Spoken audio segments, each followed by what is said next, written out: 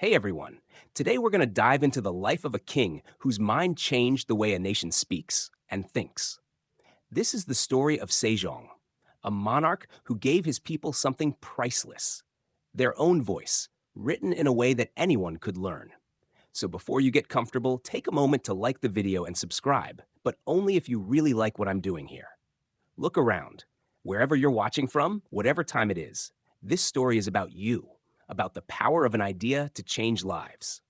Now, let's listen to the compelling story in this video of mine. You shuffle along a palace corridor, the air crisp with autumn wind carrying the faint scent of pine resin from the surrounding gardens. The royal guards eye you curiously, but you're following a king today. Not any king, but Sejong, the fourth monarch of the Joseon dynasty, young and restless. It's the early 15th century, and Korea is thriving in science, astronomy, and Confucian governance. Yet Sejong's mind is restless, stirred by one nagging question. Why must his people speak with one tongue but write with another? For centuries, Korean elites have relied on classical Chinese, an elegant but foreign script reserved for bureaucrats and scholars. Farmers, artisans, soldiers, women, most cannot read or write at all. You watch Sejong's brow furrow as he listens to ministers debate taxes and land disputes, their records penned in Chinese characters. He knows the irony. Millions speak Korean fluently, but are mute on paper, shut out of legal, cultural, and spiritual discourse. It gnaws at him like an untended wound.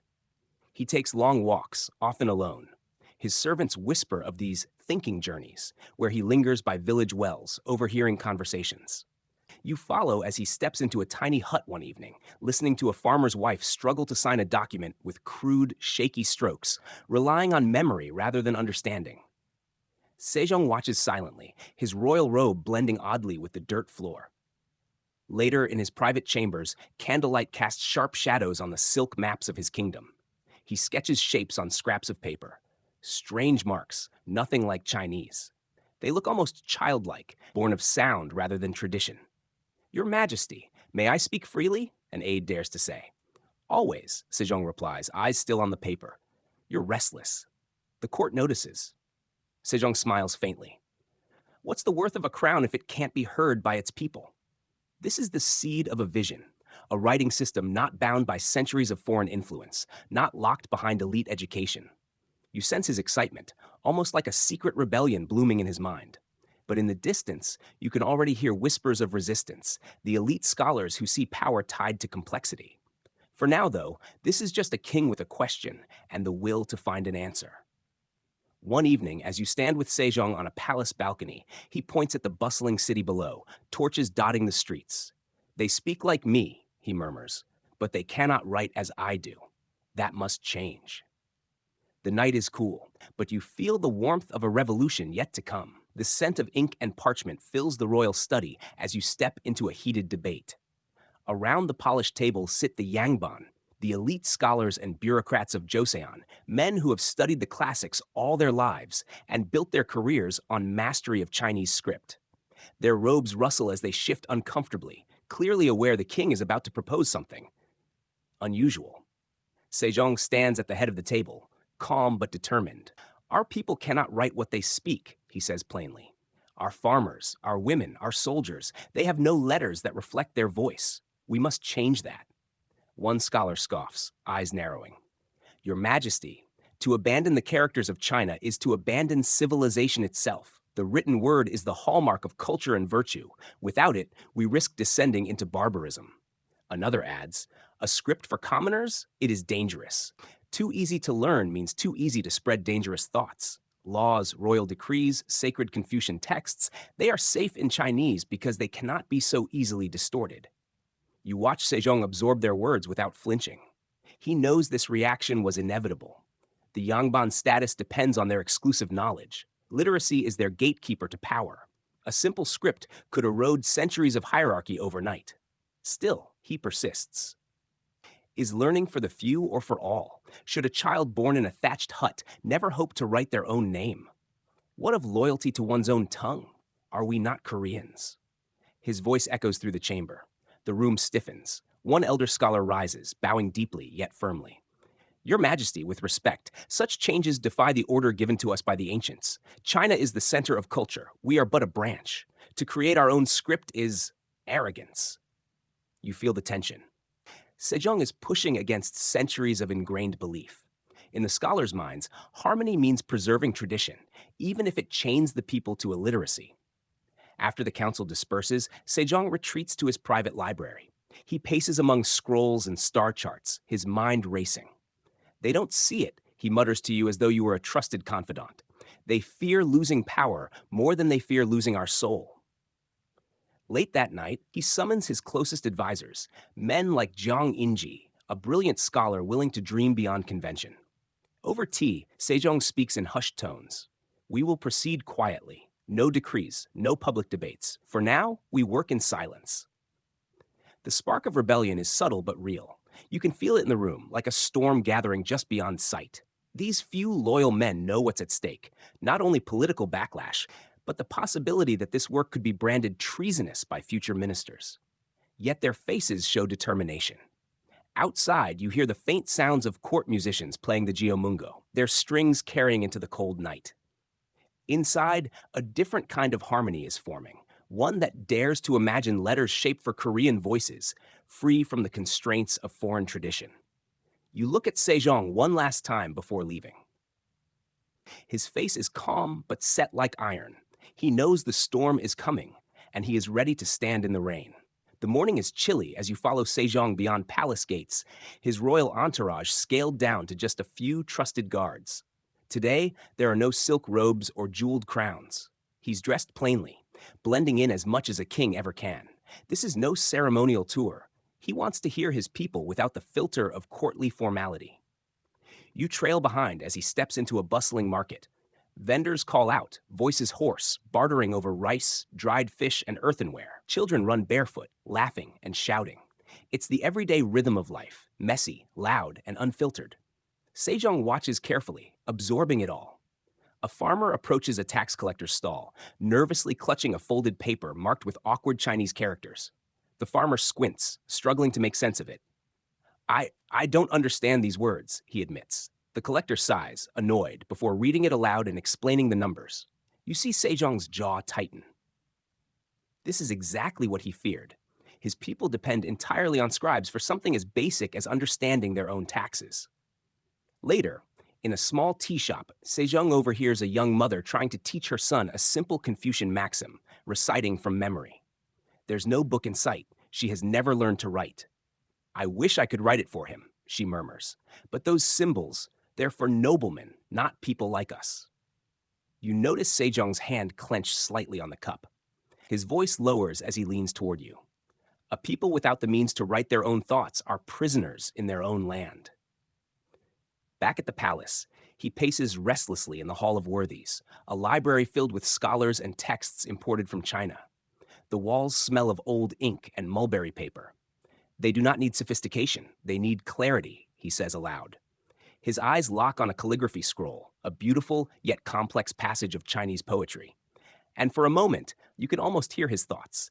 This isn't theirs. It was never theirs. His advisors notice his growing obsession. Your Majesty, one says gently, what you dream of is unprecedented. No other kingdom dares to invent its own script. Sejong smiles faintly. Then we shall be the first.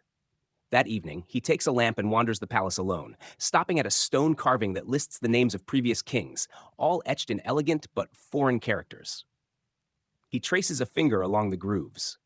What good is a name, he whispers, if your own people cannot write it? He turns to you suddenly, his expression sharp with resolve. This is no longer just an idea. I will make it real. I will give them letters shaped for their voices. A cold wind cuts across the courtyard, carrying the scent of pine and faint wood smoke. You feel a shift. This is no longer the musings of a curious monarch. This is the birth of a mission, one that will challenge every entrenched power in the kingdom. The Hall of Worthies is quieter than usual when you enter, as though the air itself knows secrets are about to be shared. Scrolls and inkstones line the shelves, the scent of ink thick enough to taste. Sejong sits at the head of a long table, a blank sheet of mulberry paper before him, surrounded by his chosen minds. These are not just any officials. These are the finest scholars, scientists, and thinkers in Korea, each handpicked by the king himself. From this moment, Sejong says, we work in silence and secrecy. No word of this leaves these walls. The men exchange uncertain glances. They know what this means, challenging centuries of linguistic tradition and elite power. Yet their respect for Sejong outweighs their hesitation. You watch as they bow, committing themselves to a task few could even imagine, creating a new writing system from scratch. They call themselves the Jipyeonjeon, the Hall of Worthies scholars. But tonight they are more than historians and astronomers. They are conspirators in intellectual revolution. One, a phoneticist, brings stacks of notes on how the human mouth forms sounds. Another offers diagrams of tongue positions and airflow. You can feel the energy in the room, half fear, half exhilaration. Sejong listens intently, sketching abstract shapes on the page, muttering, a letter for every sound, simple, logical, something a farmer can master in days. Your Majesty, one scholar ventures, what of aesthetics? Chinese script carries the grace of centuries. Sejong smiles. Beauty is not just what pleases the eye. Beauty is in what empowers, the ability to write your own name. That is beauty. Over the next weeks, you see the team work like ghosts, often at night. Candles burn low, their flames flickering over parchment filled with strange new symbols. Sejong himself contributes constantly, testing every idea. He speaks to blacksmiths, potters, even children, studying how they form words and what shapes come naturally to their hands. One night, a trusted minister quietly pulls you aside. This is dangerous. If the Yangban learn of this too soon, they will strike before the work is done.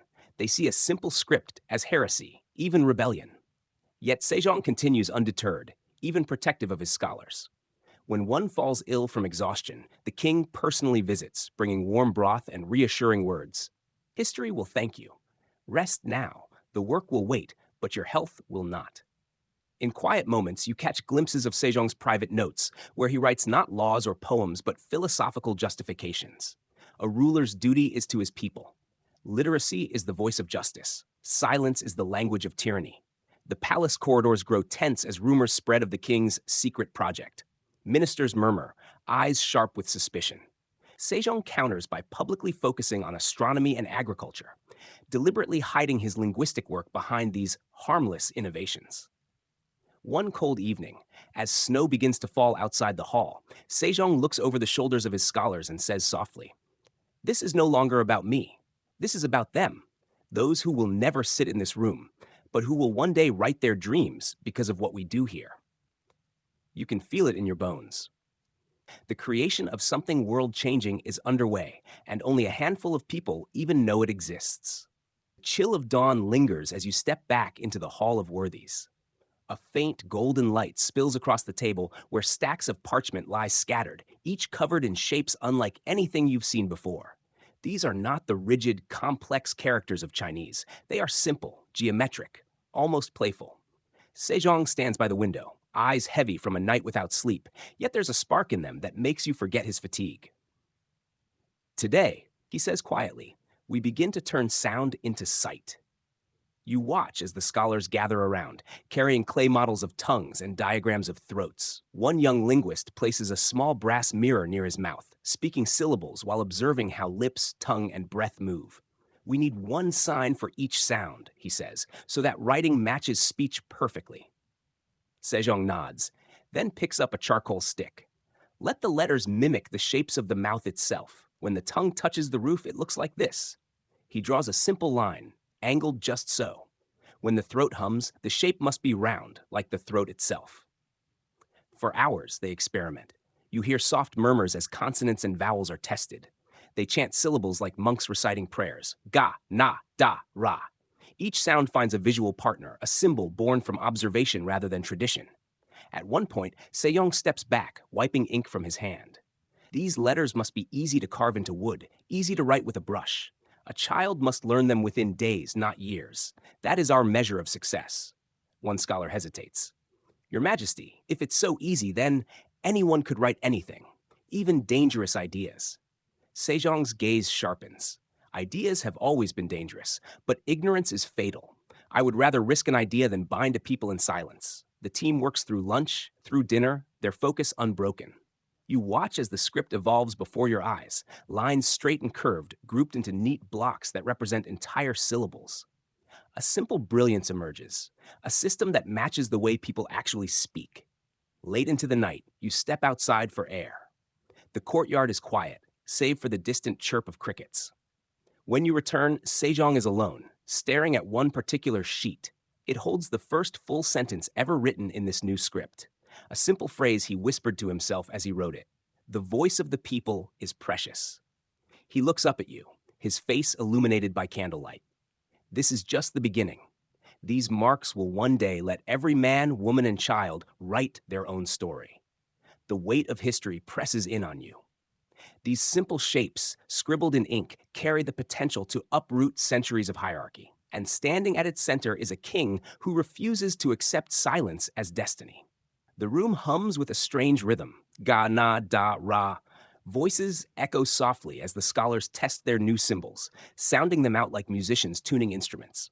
You stand near the edge of the table, watching one scholar press his fingers to his lips, cheeks, and throat as he pronounces each syllable. It must match perfectly, he mutters. The mark must feel like the sound. Sejong leans forward, sketching shapes on a clean sheet. We need an order, he says. Well, a way for even a child to understand what these marks mean. The scholars debate fiercely. Should the simplest shapes represent the most basic sounds? Should vowels be different from consonants? Sejong listens, silent for long stretches, then suddenly draws 5 short strokes. These will be our vowels, he declares, simple, like heaven, earth, and man. A hush falls. Heaven, earth, and man, 3 great Confucian concepts now woven into the very design of a writing system. One scholar whispers, "It's philosophy in ink." You watch them design consonants next, shapes inspired by how the tongue strikes the palate, how the teeth meet, how air flows. A symbol like a hook for sounds at the back of the mouth, a sharp edge for those made at the lips. Even as an outsider, you sense the elegance in their logic. Sejong tests each set personally. Say this, he instructs you, holding up one symbol. You pronounce it, then he adjusts the angle slightly. Better, it must be as easy as breathing. Days blur into nights. They take breaks only to sip water or stretch stiff hands. One night, Sejong looks up from his work, his face streaked with ink. We are not just inventing letters, he says, voice low. We are inventing freedom. Outside the palace, life goes on as normal. Farmers still sow their fields. Merchants still haggle in crowded markets. None of them know a silent revolution is underway inside royal walls. Yet you can't shake the thought. One day, these farmers and merchants will write their own names, their own dreams, without begging a scribe to do it for them. A few weeks later, the first full test. An entire folk song written in the new script. Sejong gathers the scholars, even a few palace servants, and hands out sheets. Read, he says. The servants hesitate, then slowly sound out each block of symbols. Their faces brighten, they can read. For the first time, literacy is no longer a privilege, it's an invitation. Sejong watches them quietly, a faint smile on his lips. This, he whispers to you, is why kings are given crowns, not to rule over silence, but to give their people a voice. You feel goosebumps. This is more than just language. It's revolution wrapped in ink and paper, and you are watching it happen letter by letter. You enter the royal chamber to find Sejong sitting alone, staring at a single page. The new script is no longer an experiment. It's complete. Symbols arranged neatly in syllabic blocks flow across the parchment like beads on a string.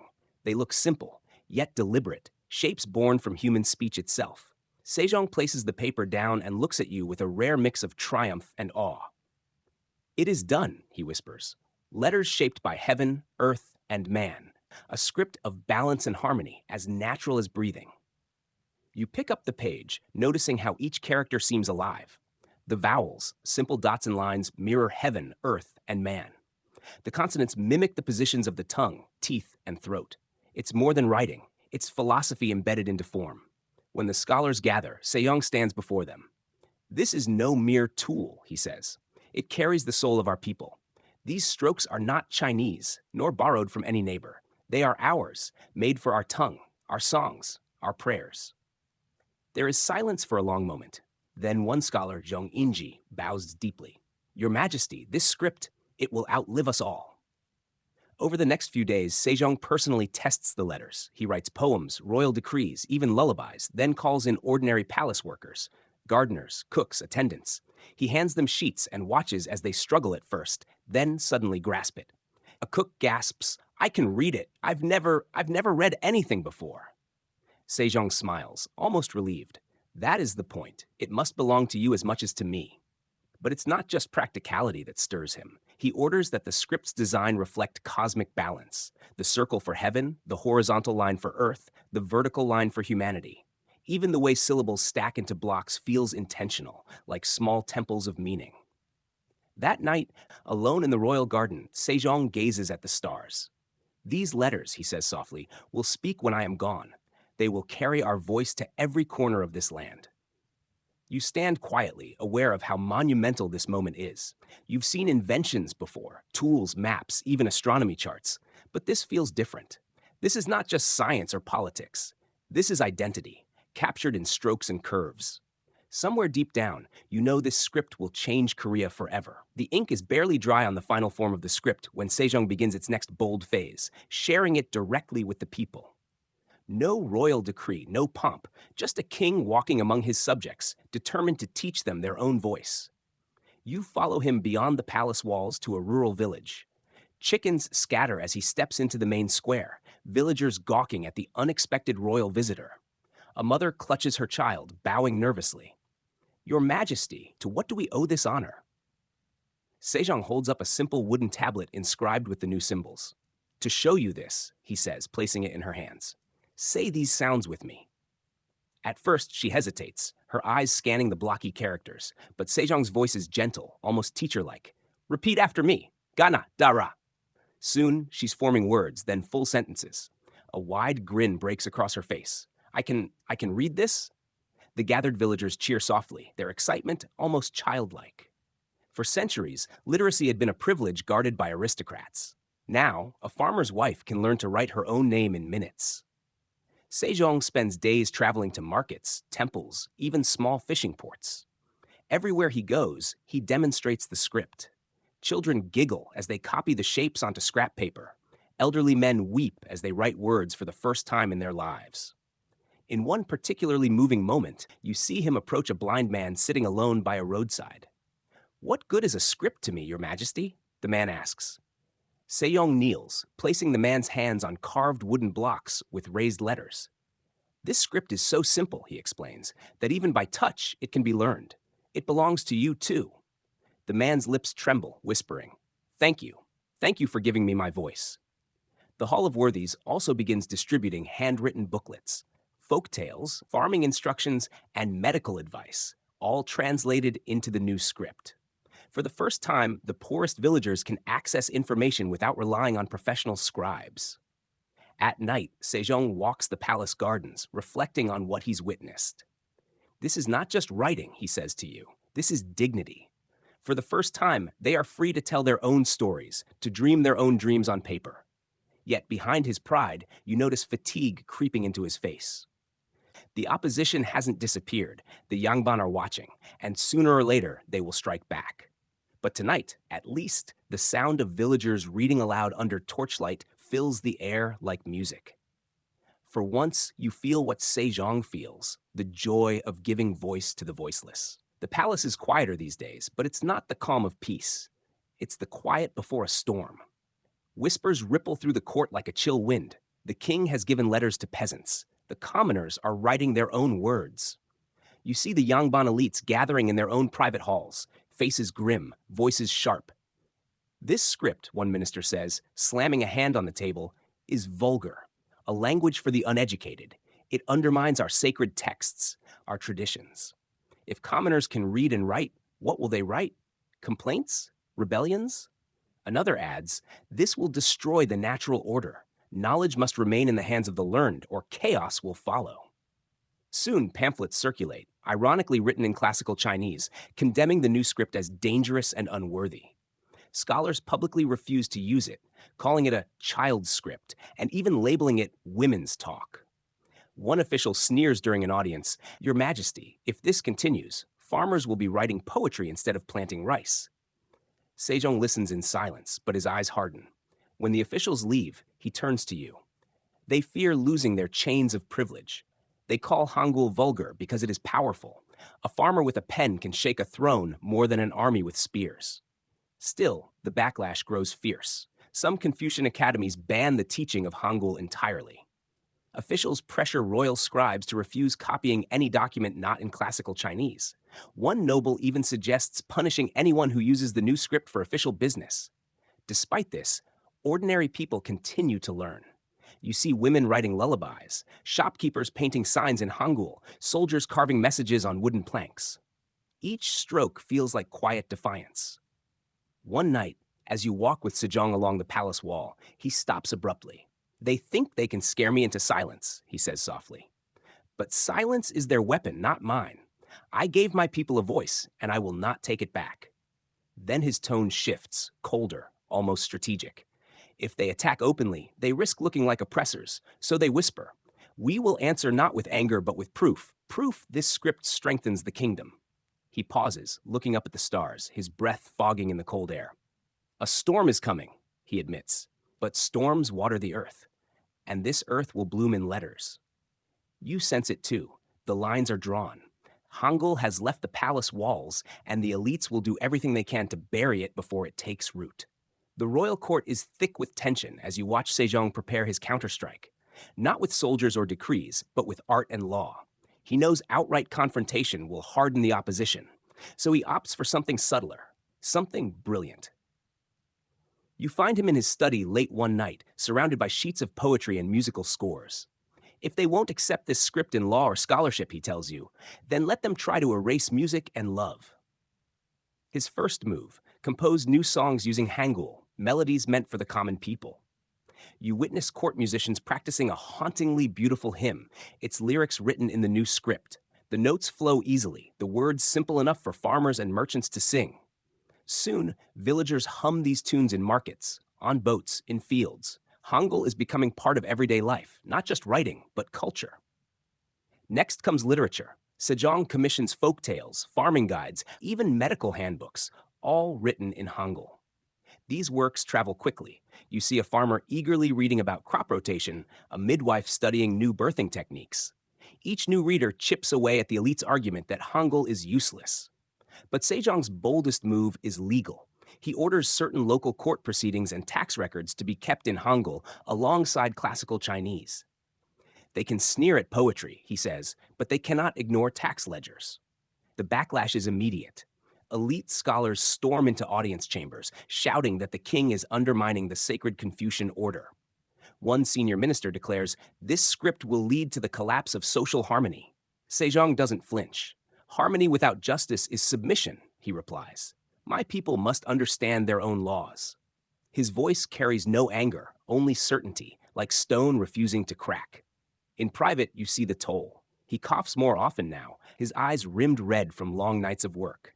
Still, he presses forward. If they won't teach it, he says, we will teach it ourselves. He gathers young students, palace attendants, even a few sympathetic scholars, training them as Hangul instructors. Soon, small teaching circles pop up quietly across the kingdom. You watch a soldier write a letter home, a merchant paint a shop sign, a grandmother record family stories, each stroke an act of quiet rebellion. Late one evening, Sejong leans against a window frame, looking out over the lantern-lit city. They may resist now, he tells you, but this seed is already in the ground. One day, it will grow into a forest no one can cut down. In the distance, you hear people singing one of his Hangul songs. It's soft, almost like a prayer, but it carries across the night air, echoing the very freedom Sejong is fighting for. Spring rain drizzles as you walk through a small village with Sejong's emissaries. The muddy streets are alive with something new, people reading and writing for themselves. You pause at a shop where the sign now reads not in complex Chinese characters, but in bold Hangul, rice for sale, fresh from today's harvest. A shopkeeper beams with pride. I wrote that myself, Your Majesty's letters, he says when Sejong visits later. No scribe, no help, just me. Elsewhere, women sit under a veranda, singing lullabies written down for the first time. Before this, one mother tells you, we sang from memory. Now I can write these songs for my daughter to teach her own children. She clutches a small booklet of Hangul nursery rhymes like it's treasure. You travel with soldiers to a remote post where military orders are being drafted in Hangul for easier communication. No confusion, one officer says proudly. Even the new recruits can read their orders. You watch him demonstrate, reading instructions aloud with confidence that surprises even him. In markets, children scrawl their names into the dirt, laughing as they race to see who can write fastest. An elderly man grips your hand with tears in his eyes. For 70 years, I never wrote my name. Today I can. Do you understand what that means? Sejong himself visits one classroom where peasants learn beside their own children. He kneels next to a little girl, pointing to her letters. That's very good, he says warmly. You'll be able to write anything you want. Her parents bow deeply, whispering thanks. Hangul is sparking small revolutions everywhere, and you feel the energy. It's like the entire nation is learning to speak again, but louder, prouder, freer. But opposition hasn't disappeared. Elite scholars double their attacks, calling these acts a breakdown of natural order. They argue that peasants writing poetry is an affront to noble tradition. Pamphlets flood the capital, warning of chaos from peasant pens. Sejong remains steady. A nation's strength lies not only in its armies or harvests, he says to his council, but in the voices of its people. And I will not silence them. Later that night, he confides to you, they don't see it yet, but the people have tasted freedom. Once tasted, it is never forgotten. He gazes over the palace courtyard where lanterns hang, glowing softly against the dark. This script is no longer mine. It belongs to them now. You know he's right. Hangul is out in the world, written on walls, sung in fields, etched into the hearts of a people who have found their voice at last. You arrive at the council chamber to find a storm brewing, not of weather, but of rage. Elite scholars, their faces pale and tight with fury, confront Sejong one last time. This, Hangul, must be abolished, one elder declares, slamming his scroll on the table. It pollutes the scholarly order, encourages rebellion, and insults the wisdom of our ancestors. Another scholar, his voice trembling with indignation, adds, farmers write complaints now. Women write love poems. Even common soldiers challenge their officers in writing. This script undermines the hierarchy that holds the kingdom together. Sejong listens calmly, his hands clasped before him. The years of resistance have worn on him. You see it in the deep lines on his face and the faint wheeze when he breathes. Yet his eyes still burn with the same fire that first sparked this journey. I gave my people a voice, he replies. Would you rather they remain mute? Do you call silence harmony? No. Harmony comes when all may speak and be heard. The scholars erupt, their voices overlapping in anger. One demands punishment for any official who uses Hangul. Another suggests burning any documents written in the script. The debate grows so heated you expect violence, but Sejong simply raises a hand. Silence falls. You may resist now, he says evenly, but the script lives beyond you. It lives in the hearts of the people. Despite his defiance, the stress is taking a toll. You watch him cough violently after the meeting, gripping the edge of a table for support. A physician rushes in, urging him to rest, but Sejong waves him away. I have no time to rest, he mutters. The work isn't finished.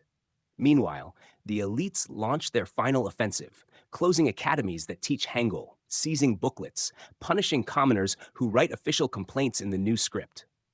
Some villagers are whipped for using it on shop signs.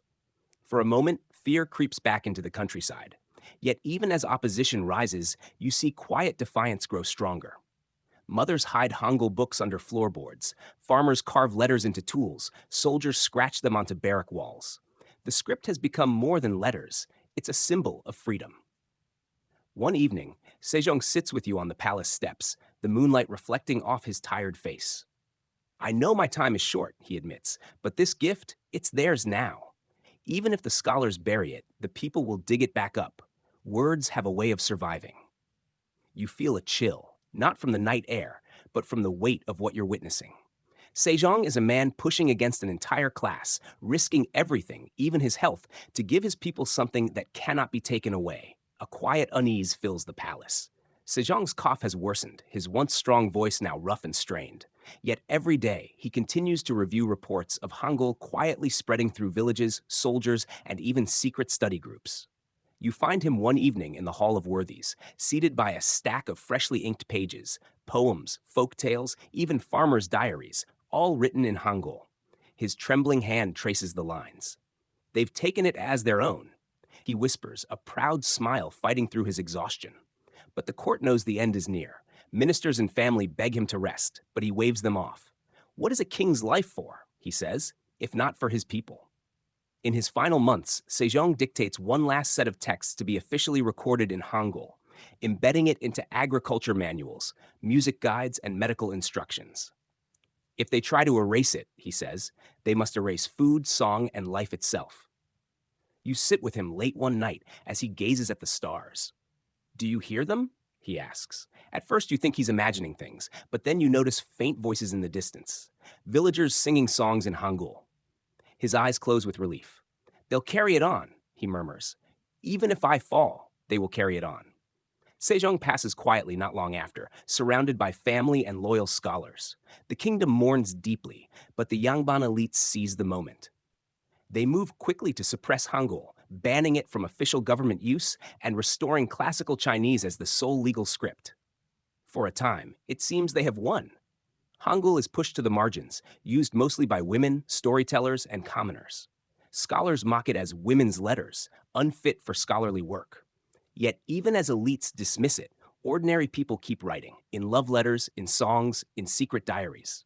Hangul becomes the script of the heart, passed from generation to generation.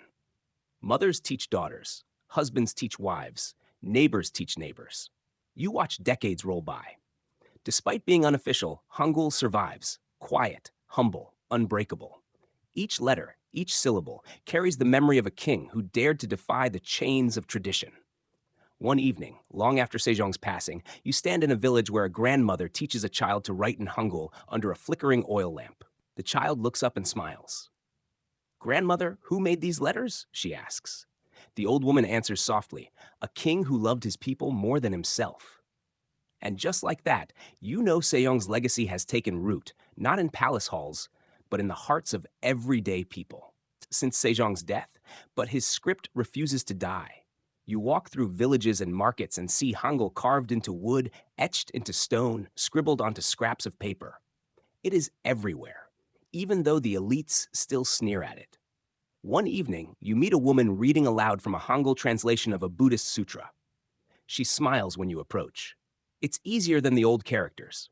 My mother taught me, she says. Her voice trembles slightly as she adds, I never thought I'd read holy words myself. In another town, you find a farmer keeping records of his harvest in Hangul. Before this, I couldn't track debts or yields, he says proudly. Now I don't have to rely on someone else. Even in the capital, young lovers write secret notes in Hangul, knowing their families may not approve of their courtship.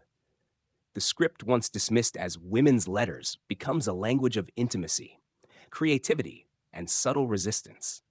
You watch an old scholar teaching secretly in a back alley, passing on Hangul to a circle of commoners. Don't tell the officials, he warns, smiling, but the people must know their own words. The Yangban still resist, publishing works exclusively in classical Chinese, dismissing Hangul as low and improper. Yet every day, more people use it. You realize this script has become something unstoppable, not because it was imposed by law, but because it empowers those who need it most. Generations later, even Korean kings who come after Sejong continue to use Chinese for official decrees, but they cannot kill Hangul. It thrives in kitchens, marketplaces, songs, and poetry. Mothers teach it to their children at night, whispering, "These are the letters your king gave you." You stand on a hill overlooking a small town, watching children write Hangul in the dirt. They laugh as they compete to see who can write fastest, shouting out words of their own invention. This script, once threatened, now belongs to them entirely. Sejong's vision has come true, though not in the way he imagined. His script doesn't dominate the royal court or official edicts, but it lives in the people, carried in their voices and their dreams. You know one thing for certain. History rarely bends easily. Yet what is planted deep in the hearts of people cannot be erased by any law, any decree, or any elite order. Hangul is living proof. 15 centuries pass like turning pages. Korea endures invasions, colonial pressures, and dramatic shifts of power, but one constant remains: Hangul. The script born in secrecy, once mocked as vulgar, now spreads across the peninsula like roots gripping deep soil. You stand in a bustling port city during the late 19th century, where printing presses churn out newspapers and books, not in Chinese, but entirely in Hangul. Merchants, sailors, and even children stop to read headlines aloud. A teacher nearby drills students in both classical Chinese and Hangul, but it's clear which script the children prefer. A young girl waves a newspaper proudly. "I can read this all by myself," she says. You can't help but think of Sejong's smile, his whispered vow. These marks will speak when I am gone. By the early 20th century, Korea is under Japanese colonial rule. Authorities attempt to suppress Hangul, banning its use in schools and official documents. Yet once again, people resist. Secret study groups flourish. Underground newspapers circulate. Mothers still teach children at night, whispering, "These are the letters your ancestors fought to keep." When liberation comes in 1945, Hangul explodes into full public life. The script once considered lowly now becomes a symbol of national pride and resistance. Universities adopt it for academic work, governments draft laws in it, and artists embrace it in literature and song. You stand at a modern Seoul street, neon Hangul signs glowing above you. Restaurants, bookstores, music shops, all proudly displaying what was once whispered in secret. Teenagers text messages in Hangul on smartphones, unconsciously living Sejong's dream every day.